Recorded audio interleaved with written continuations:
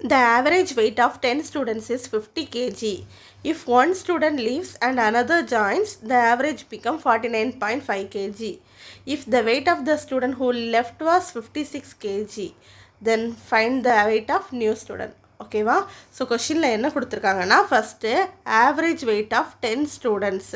So total weight எவ்வளோன்னா 10 ஸ்டூடெண்ட்ஸ்க்கு 50 kg தான் ஆவரேஜ். So 10 into 50 that is 500 kg. இதுதான் டோட்டல் வெயிட். ஓகேவா?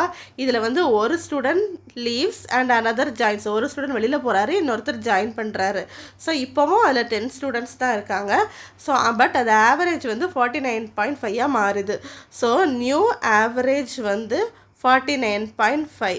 இதுலேயும் 10 ஸ்டூடெண்ட்ஸ் தான் இருக்காங்க. ஸோ நியூ டோட்டல் வெயிட் என்னென்னா 49.5 into 10. ஓகேவா? ஸோ 495 இது வந்து நியூ வெயிட். ஓகேவா? If the weight of the student who left was 56 kg. இந்த 500லேருந்து ஒருத்தர் வெளியில் போயிருக்கார்ல, அவரோட வெயிட்டு 56. ஸோ 500 minus 56 வந்து 4444. இது வந்து 9 ஸ்டூடெண்ட்ஸோட டோட்டல் வெயிட். ஓகேவா? Total wait.